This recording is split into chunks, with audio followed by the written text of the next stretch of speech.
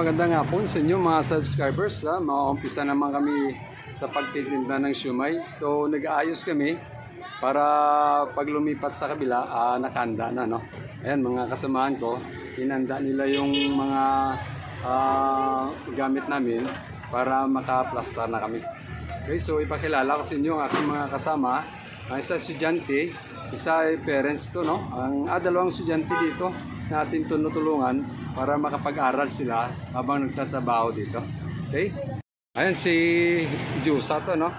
Single parents yan, ha? Ayan, kasama ko. Siya ang taga-sandok ng siomai. Ito naman si GB, yung apo ko to. Itong tumutulong din sa amin. Estudyante rin to. Dito rin kumukuha ng baon niya sa pag-aaral, no? Si Jiber, no? Yan din, estudyante din to, no? Working student, no? Natulungan natin. Kumusta kayo? Ayos lang, ayos lang. Ayan si Wingwing, single mother din to. Wala pa asawa to, no? Kamusta, Wing? Ayan, si Wingwing ang tagapag-ayos ng aming gamit dito. Okay, so naghanda na kami para makapagtinda na kami. Apat sila yung katulong ko. Itong mga tinutulungan natin para makapag-aral sila, no? Excuse me. Okay, so sige, maganda na kami. Guys, andito na, naka-plaster na kami, ano, sa mga plastaran namin. Ay, mga kasamahan ko, naka-plaster na rin. Kasi dun sa kabila, na-plaster muna kami bago pumunta dito, no? So yun, naka-plaster na kami. Okay, so prepare na kami at sa maraming estudyante mamaya pagdating ay nakahanda na kami. Okay? Ayun, ito, parami yung tao. At saka ito, nakapisto na rin kami. Ito si Josa, si Gabriel, at saka si Wingwing, ano? Naganda na kami. Marami nang pupunta dito pag ganitong oras, eh. So, yun, mga kasama namin, naganda na rin. Yun, may mga customer na rin na parating. Dito kami sa harap ng 168, ano? 68 mode. Ayun, mga tao dito. Maraming tao dito. Actually, pag dating ng ganitong oras, mga estudyante, ano? So, kanya-kanya kami customer dito. Guys, ang piso ng plastic, may plastic. Sige, may plastic, sige. Ayun, ang umpisa ng bilihan dito sa amin, ano? Busy kami. At pag dumating dito ng 5 o'clock, talagang ang customer dito ay agawan, ano? So mabuti, mabilis yung aking mabilis ang aking mga tawan, mga kasama dito para mag-serve, ano? Sige, mag-serve muna din ako. May ng music, no? Kasi may music ito, eh. Pag ako nagtitinda, may music kami dito na pinayos. Yan na, yan na. Pilihan na to. Yan na to.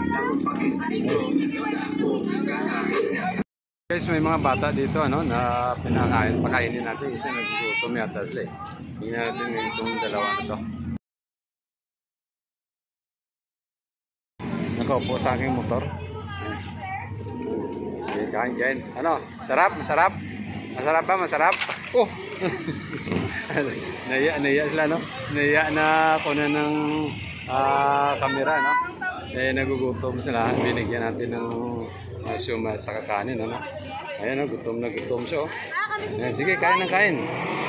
Sa ganitong oras, mga subscribers, ito ay tahimik na, no? Kasi marinog alas 8 na.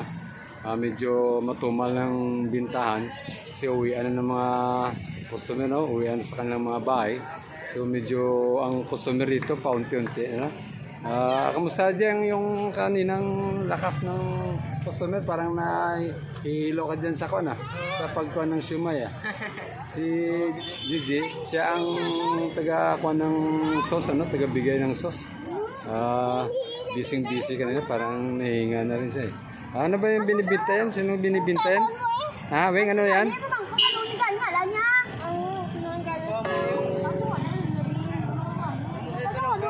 Ayun, may nagbibinta. Ayan, no? Wing. Sige, ayan na. So, uwi na, no? Tapos na aming pagtitinda. Itong ginagawa namin pag tapos na, no? Nililigpit namin. Okay, pakita ko. Ayan, nililigpit na namin yung mga gamit. Tapos na yung paninda namin. Ayan, nililigpit na, no? Nagliligpit na kami. Para pauwi na rin kami. Yung mga kasama namin tulong-tulong sa pagliligpit, ano? Ayan, nagliligpit kami.